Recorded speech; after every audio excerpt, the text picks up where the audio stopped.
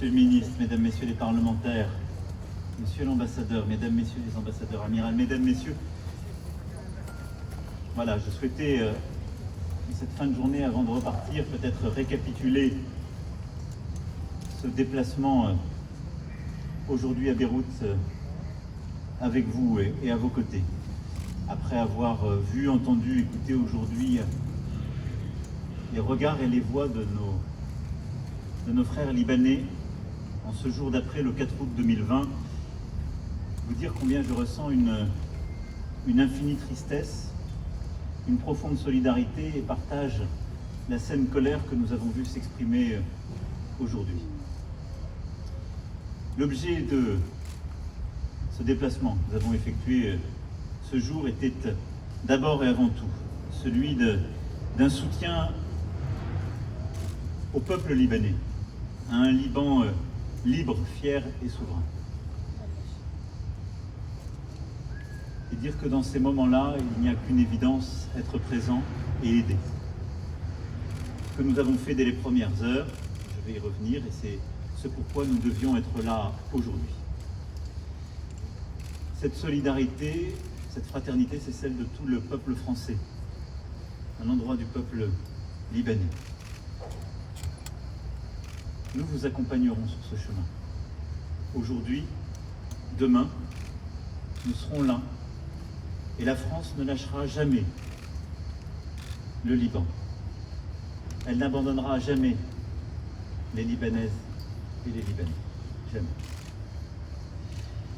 Nos destins sont noués indéfectiblement par les liens du temps, de l'esprit, de l'âme, de la culture, des rêves. Et en ce jour de deuil, à Beyrouth, 1000 fois morte, 1000 fois revécue, la France entière dit aujourd'hui qu'elle est à ses côtés. Et que lorsque le Liban est frappé au cœur comme il l'est aujourd'hui, c'est aussi le cœur de la France qui est frappé. Et je veux adresser ici toutes mes condoléances aux familles qui ont été touchées. Il y a une cinquantaine de Françaises et de Français qui ont été touchés, au moins. Il est trop tôt pour donner les chiffres ou les précisions. Il y a des milliers, dizaines de milliers de Libanaises et de Libanais qui ont été touchés, qui ont des victimes dans leur famille, des disparus, des blessés. Et je veux leur adresser à toutes et tous la solidarité de la France et mes condoléances. L'urgence, c'est d'abord et avant tout l'aide. Face à l'urgence absolue, tous les moyens de la France sont d'ores et déjà entrés en action. 3 avions, 2 avions militaires et un avion grâce au soutien du groupe CMA-CGM, je l'en remercie, ont pu arriver dès hier après-midi avec à leur bord un détachement de la sécurité civile, des personnels urgentistes qui ont été ainsi acheminés, un poste sanitaire mobile permettant la prise en charge de 500 blessés. Toutes ces personnes sont à pied d'œuvre. Nous les avons vues ce matin sur le site du port. Et au-delà, je veux vous dire que les soutiens affluent de la part de la population française qui se mobilise dans son ensemble. Des collectivités territoriales, beaucoup de villes, de départements, de régions se sont aussi mobilisées. Et un élan fraternel est là et toutes les binationaux comme la communauté sont pleinement mobilisés pour aider à cette œuvre. Dans quelques heures, un nouveau avion ravitailleur MRTT atterrira sur le sol libanais avec des équipes de soutien, de secours, des enquêteurs pour aider à avancer justement dans les investigations, les recherches à la fois de corps et investigations pour tirer au clair cette enquête, et j'y reviendrai. Jeudi prochain, le BPC Le Tonnerre arrivera au Liban. En effet, ce porte-hélicoptère amphibie partira de France pour retrouver le Liban et y apporter des médicaments, des équipes d'urgence, des soignants, des capacités aussi de soins pour répondre à l'urgence des blessés. Cette solidarité, nous allons la poursuivre afin d'aider toutes celles et ceux qui sur le terrain agissent, comme nous l'avons vu ce matin au port comme dans les différents quartiers. C'est un besoin de soignants, de médicaments, de nourriture, de matériaux aussi pour reconstruire le plus rapidement possible les habitations des 300 000 au moins Libanaises et Libanais qui aujourd'hui n'ont plus de toit ou de maison en état. Et là aussi, nous sommes pleinement mobilisés. Je veux remercier les entreprises françaises qui ont déjà fait savoir qu'elles étaient prêtes à offrir qui du blé, qui des verres de construction. Remercier celles qui ont d'ores et déjà dit qu'elles aideraient à acheminer. Cette mobilisation va se poursuivre et nous allons l'organiser. Nous serons là dans la durée aux côtés de toutes celles et ceux qui sauvent, aident, guérissent, reconstruisent. La France sera aussi là pour organiser l'aide internationale aux côtés de l'Union européenne, des Nations Unies et avec le soutien de la Banque mondiale. Dans les tout prochains jours, nous organiserons, et le ministre de l'Europe et des Affaires étrangères a commencé à prendre les premiers contacts et à mobiliser ses équipes. Nous organiserons une conférence internationale de soutien et d'appui à Beyrouth et à la population libanaise, avec pour objectif de mobiliser les financements internationaux des Européens, des Américains, de tous les pays de la région et au-delà, afin de fournir des médicaments et des soins, la nourriture, le nécessaire pour les logements.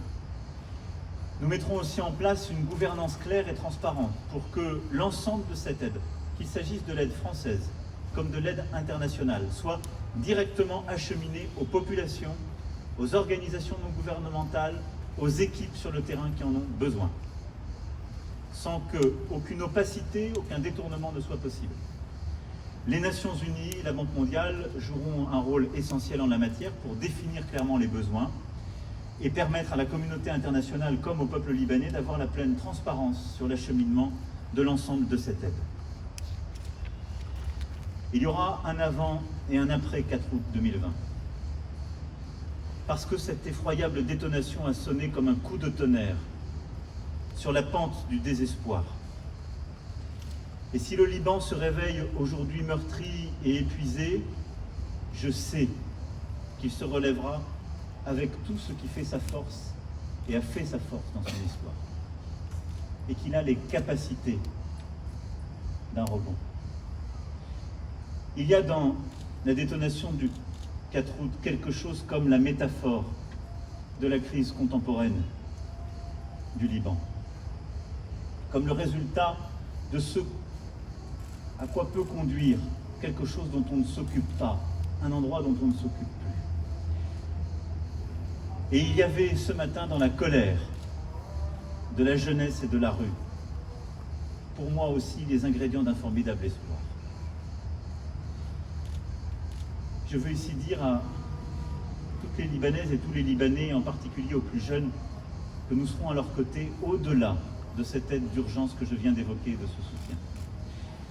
Nous serons à leur côté d'abord pour éduquer.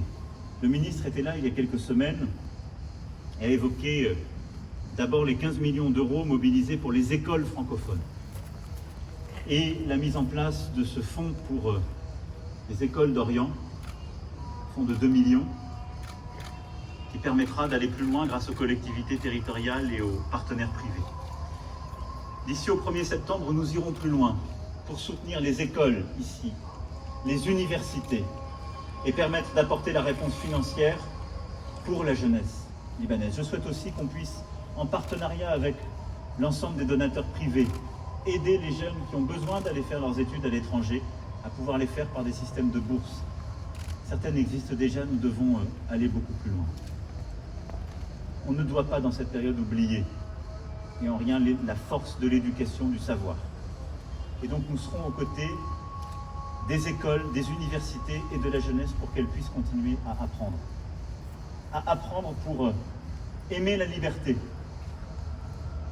et l'exigence de la liberté qui va avec. Ensuite, c'est la culture et la liberté d'expression. Quand le monde s'assombrit, la tentation est grande d'oublier ce pourquoi on mène tous les combats.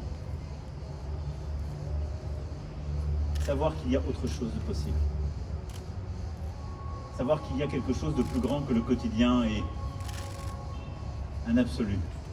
Le savoir, la vérité, l'expression de chacun. Il est important dans cette période que la liberté d'expression la liberté du journalisme, la capacité à créer se poursuivent au Liban.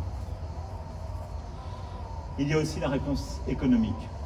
Nous avons, il y a plus de 2 ans, conduit les conférences à Paris pour que la réponse économique soit apportée. Les réformes d'un côté, dans le secteur de l'énergie, de l'électricité, de la commande publique, des douanes, de la lutte contre la corruption, les financements de l'autre. Nous nous sommes mobilisés, les financements sont là, ils attendent les réformes. L'agenda de Paris, les conférences CEDRE, les réformes économiques et le soutien de la communauté internationale n'attendent que ce sursaut. Aussi, face à la colère et la défiance, l'espoir que je nourris et l'appel que j'ai pu faire ce matin au président Aoun, aussi au président du Parlement Nabi Berri, au Premier ministre Hassan Diab et à l'ensemble des représentants des forces politiques, c'est le temps des responsabilités pour le Liban aujourd'hui et ses dirigeants. Il faut rebâtir la confiance et l'espoir. Elle ne se décrète pas, elle ne se reconquiert pas du jour au lendemain. Mais elle suppose une refondation d'un ordre politique nouveau, où chacun, au-delà des divisions dans lesquelles il s'est réfugié, d'un confessionnalisme qui a été parfois capturé, d'un système qui a été, lui aussi, capturé par une corruption organisée, d'avoir la force de rebâtir une union nationale pour mener les réformes indispensables dont les Libanaises et les Libanais ont besoin, de procéder aux opérations de transparence indispensables sur le système bancaire, la Banque centrale, de le faire dans un cadre international, de coopérer avec le Fonds monétaire international. Je me battrai pour que la solidarité internationale soit là, celle du FMI, de tous les grands pays. Mais je ne peux me substituer aux responsabilités d'un gouvernement souverainement élu, d'un président souverainement élu. Leur responsabilité est immense. C'est celle d'une refondation d'un nouveau pacte avec le peuple libanais dans les prochaines semaines. Ce changement profond, c'est celui qui est attendu. Les dirigeants, les forces politiques libanaises ont aujourd'hui une démonstration à faire, celle de leur capacité à y répondre. Je le dis avec à la fois beaucoup d'humilité et beaucoup d'exigence. L'humilité d'un président français qui n'a pas à dicter à des dirigeants libanais ce qu'ils doivent faire. L'exigence d'un ami qui se précipite quand les temps sont durs, mais pas pour donner des chèques en blanc à des systèmes qui n'ont plus la confiance de leur peuple. Et donc cette humilité, cette exigence, c'est celle que je veux pour nous tous dans les prochaines semaines. Je serai là en soutien avec l'ensemble des dirigeants. J'ai été franc, direct, sincère aujourd'hui avec chacun d'entre eux. Et j'attends des autorités libanaises des réponses claires sur leurs engagements, l'état de droit, la transparence, la liberté, la démocratie, les réformes indispensables. Je les en crois capables. Je reviendrai le 1er septembre prochain. Je reviendrai pour pas simplement consacrer l'histoire et le fait que ici même, dans cet endroit, dans cette résidence des Pins, il y a 100 ans jour pour jour, alors, le 1er septembre, le Grand Liban naissait. Non, je reviendrai pour faire un point d'étape ensemble de cet indispensable sursaut. Parce que je pense qu'il n'y a pas d'autre voie pour le Liban contemporain. La France sait le poids de cette amitié. Elle en a parfois payé le prix du sang. Dans quelques instants, je célébrerai la mémoire des 58 militaires français tués lors des attentats de Drakkar. Nous savons le prix du sang, du terrorisme, la morsure. Mais nous savons aussi que nous pouvons relever tous les défis ensemble. Et je sais que le peuple libanais est capable de relever ce défi. Voilà ce que j'étais venu aujourd'hui vous dire. Vous dire que N'oubliez jamais, quelles que soient les difficultés du quotidien, qu'il y a un peuple d'Europe, le peuple français, dont le cœur bat toujours un peu à la pulsation de Beyrouth. Parce qu'il sait qu'ici, il y a un peuple qui aime la liberté, l'unité et le respect de l'autre. Il y a un peuple qui, dans une région où le pire est parfois advenu, où tout a cédé au terrorisme, à l'obscurantisme, nous savons qu'il y a un peuple qui aime la liberté, la culture, la civilisation, le respect de l'autre. Bravo, bravo. Bravo, monsieur le président. Alors à chaque fois que vous douterez, dites-vous que nous serons là. À chaque fois que je voudrais mener le combat, nous le mènerons à vos côtés. Et quand vous vous demanderez ce qu'on pense à Paris, retenez juste ces mots. Behebak ya Lubnan.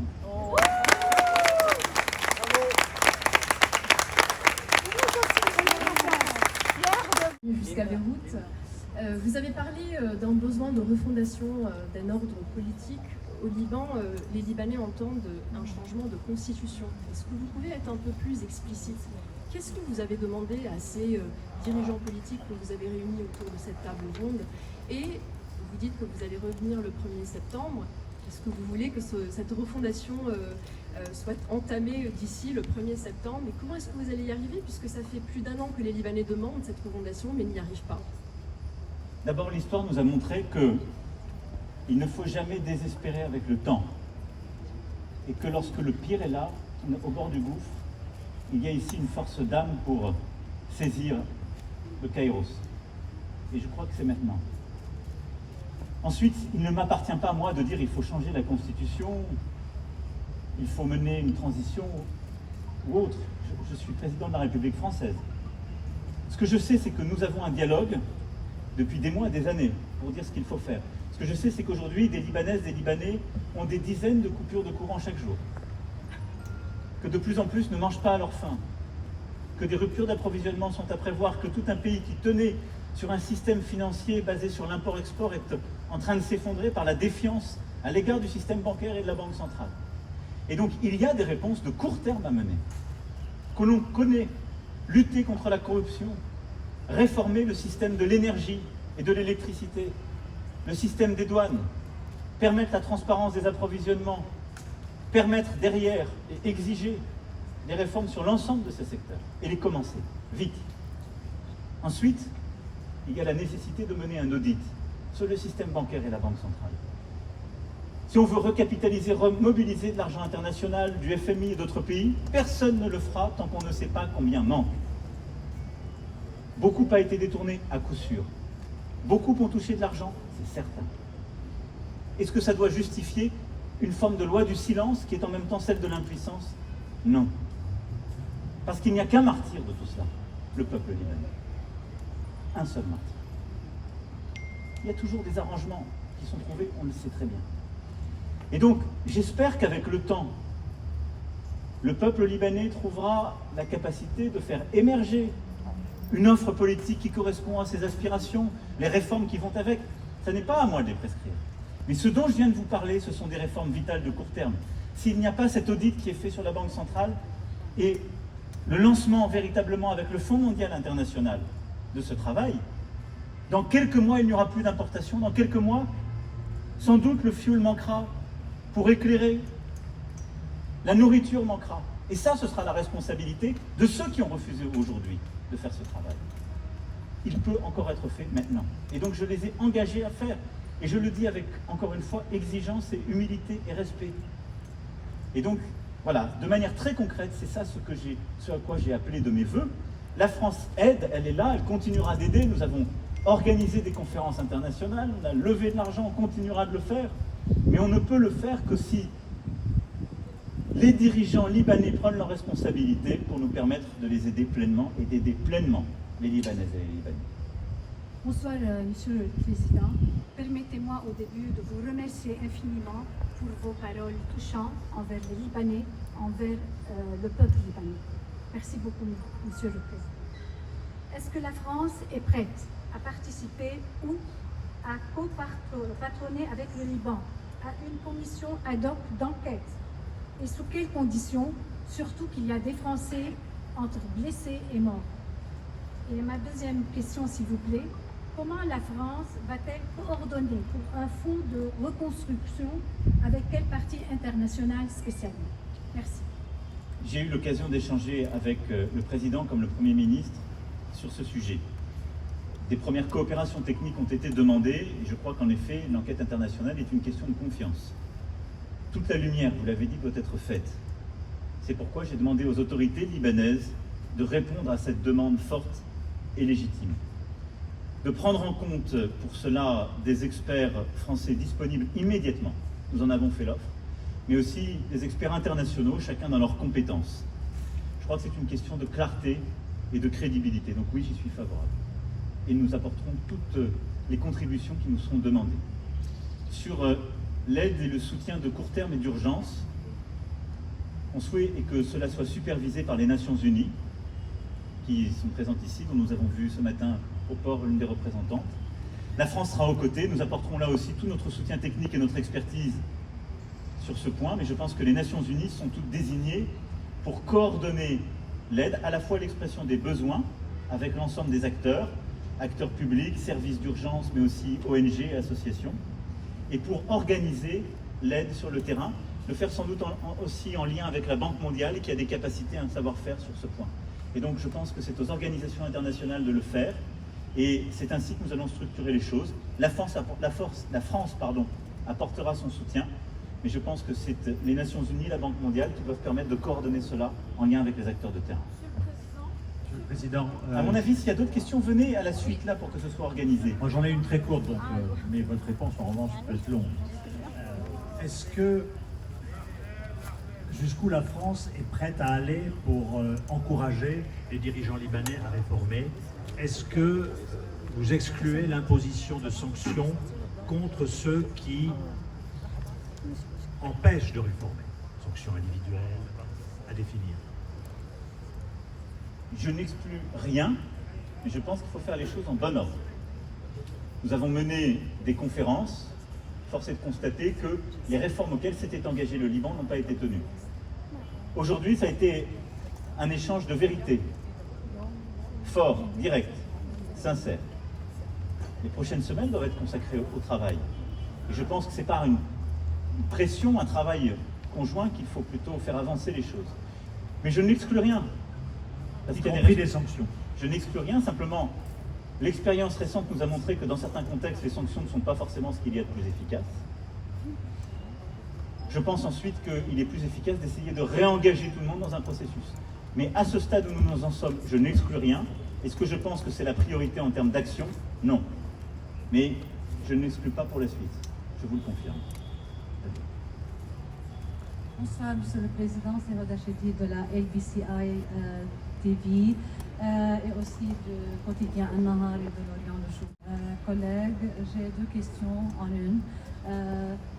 Premièrement, pourquoi vous avez parlé le matin d'un changement de système devant le peuple et l'après-midi, on a vu que vous avez réuni tous les représentants des partis politiques pour proposer une formation d'un cabinet d'union nationale pour affronter la crise politique, économique et financière. De quel changement s'agit-il ici? Et la deuxième question à propos de l'investigation internationale sur l'explosion du port. On a commencé à entendre des voix qui réclament cette demande. Est-ce que vous appuyez cette demande? Alors, je veux bien prendre plus de questions qui n'étaient prévues, à la condition que vous écoutiez les réponses que je fais aux autres questions. Oui. Okay. Donc, sur votre deuxième question, je viens d'y répondre. Donc, je ne vais pas y répondre à nouveau. J'ai déjà répondu sur l'enquête internationale. Sur votre première question, encore une fois, ce n'est pas à moi de désigner qui est légitime, qui ne l'est pas. Je trouve que mon rôle, c'est d'avoir ce même dialogue. J'ai tenu le même discours au peuple libanais dans la rue, à votre président de la République, à votre Premier ministre, à votre président de l'Assemblée nationale et à toutes les forces politiques. J'ai ensuite vu aussi d'autres partis politiques et la société civile qui ne sont pas dans votre représentation nationale parce qu'ils n'ont aujourd'hui pas passé des élections. C'est pas à moi de dire de recomposer la vie politique libanaise. C'est à moi de dire il faut aujourd'hui avoir l'énergie d'apporter les réponses concrètes pour relever ces défis. C'est à vous d'écrire votre histoire. Mais le rôle de la France, c'est d'être en amitié à vos côtés, d'avoir cette exigence à l'égard des dirigeants de la classe politique qui est en place, d'avoir aussi cet espoir à l'égard de la société civile, de toutes celles et ceux qui portent d'autres projets, et de les aider, et de vous aider à écrire votre histoire. Mais ce n'est pas un président français de l'écrire à votre place.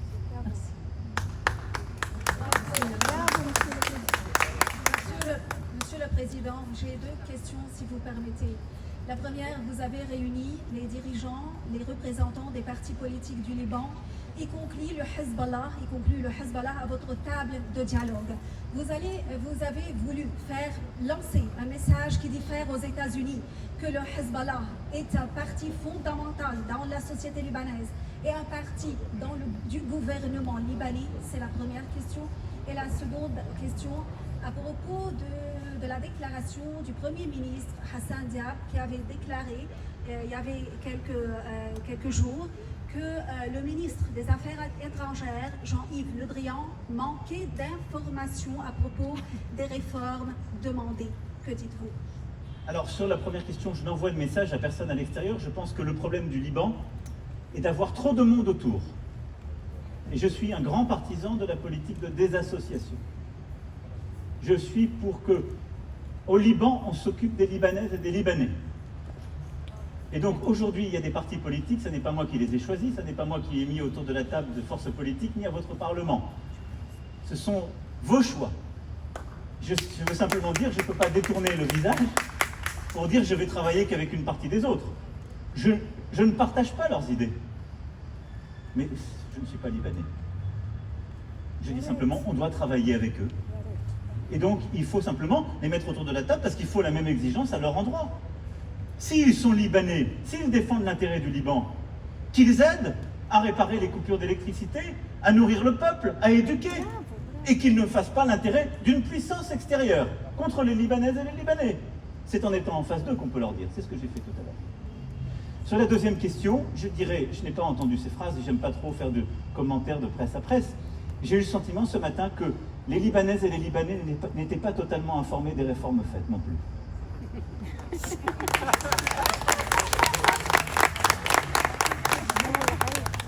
Vous avez parlé maintenant du Hezbollah. Moi, je vais un peu plus loin.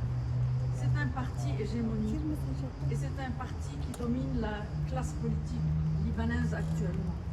Je voudrais savoir votre idée sur le pacte que ces responsables doivent faire.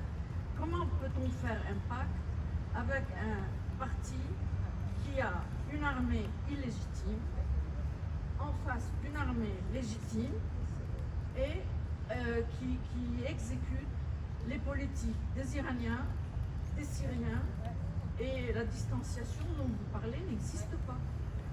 Donc est-ce que vous allez parler aux Iraniens, vous allez faire une médiation?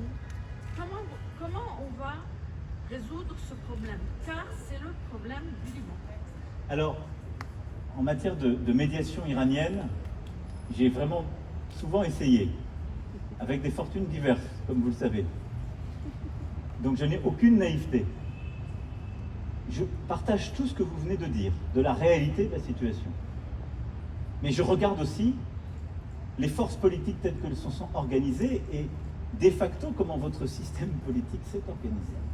Et je ne peux pas faire comme si cela n'était pas. Ils sont là. Mais derrière eux, il y a des Libanaises et des Libanais aussi. La question, c'est comment on rebâtit une unité, comment on sort d'une privatisation des intérêts ou d'une soumission à des puissances extérieures pour retrouver une vraie souveraineté libanaise qui passe par une armée libanaise souveraine qui ne dépend pas d'intérêts extérieurs.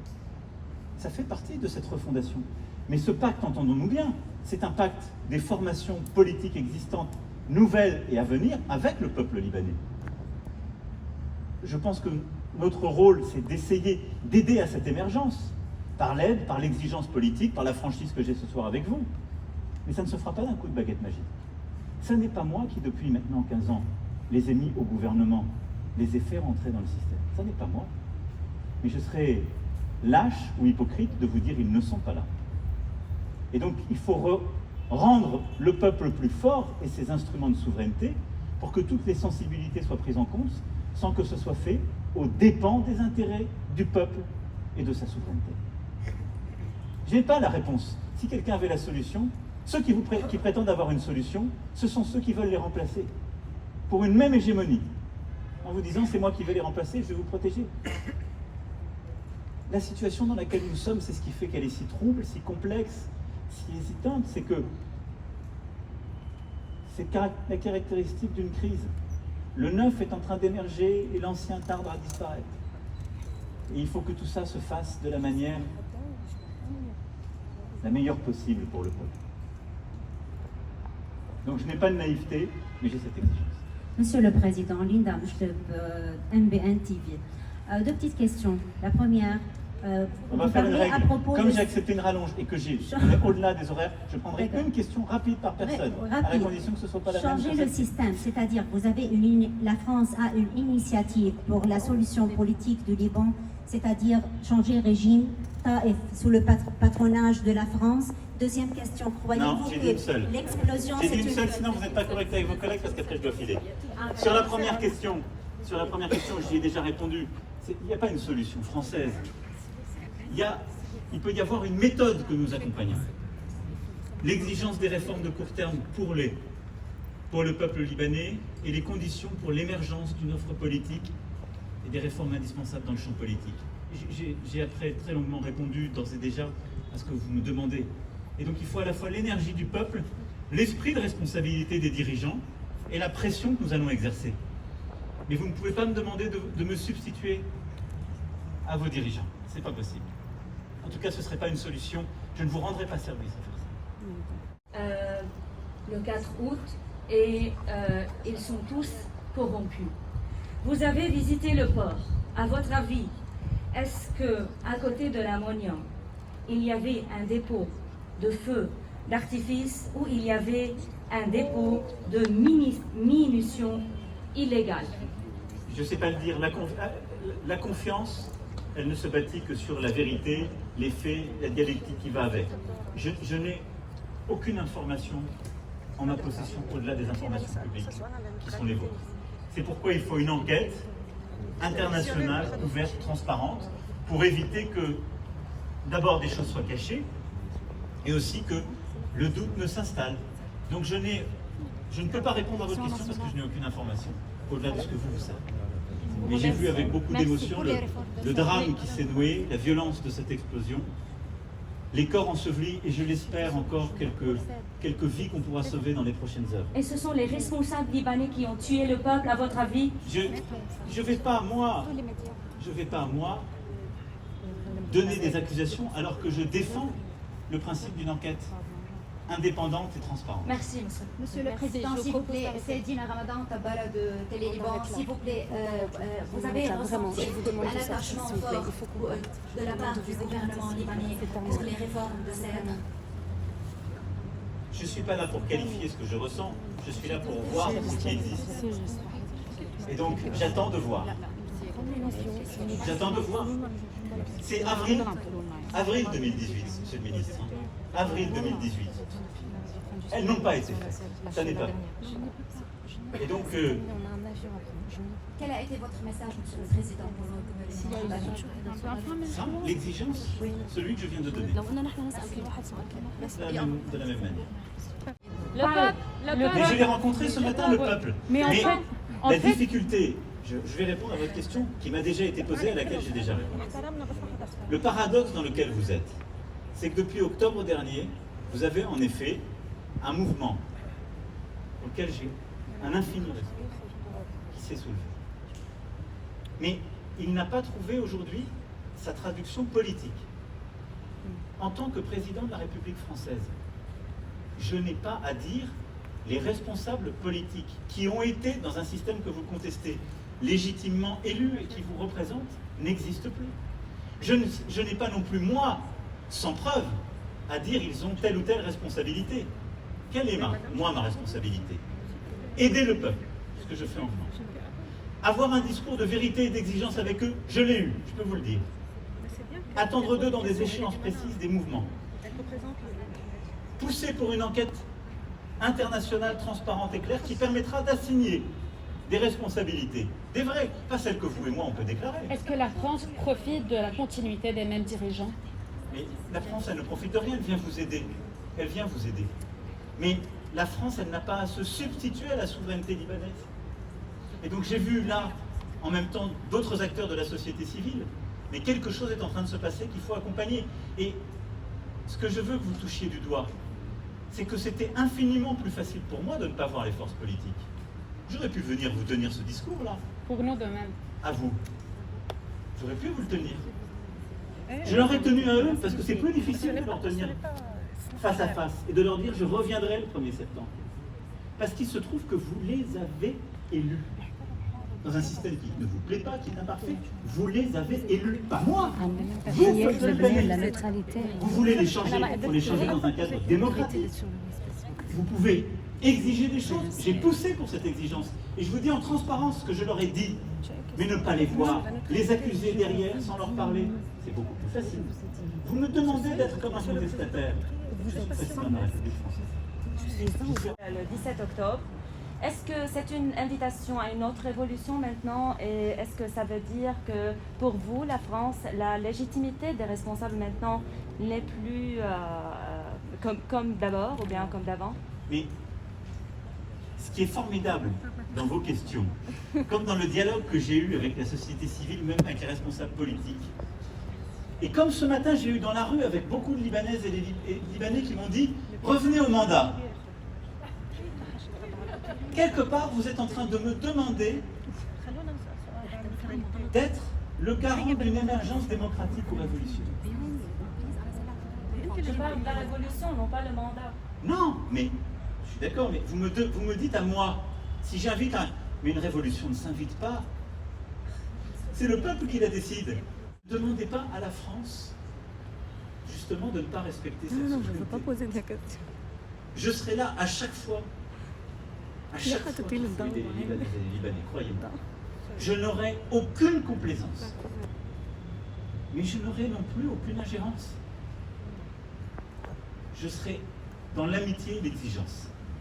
Parce que je pense que c'est ça notre histoire commune. C'est cette histoire qui s'est scellée il y a 100 ans. Et donc il faut que les solutions émergent ici. Qu'elles émergent du peuple, des forces politiques, des forces économiques, sociales. Vous avez cette force d'âme et cette intelligence pour que cela arrive. Je ferai tout pour l'aider. Mais ça n'est pas à moi à pointer du doigt en disant c'est cela et ça doit se passer ainsi. Monsieur le Président, une dernière question. Une dernière question. Je l'ai dit sur la neutralité et la désassociation, c'est ce à quoi je tiens. Mais c'est celle qu'on a lancée, l'initiative, soyons clairs. L'initiative, c'est ce qu'on a lancé aujourd'hui. Je parle depuis tout à l'heure. Doucement, sans toucher s'il vous plaît. Sans toucher s'il vous plaît. C'est terrible, Sans toucher s'il vous plaît.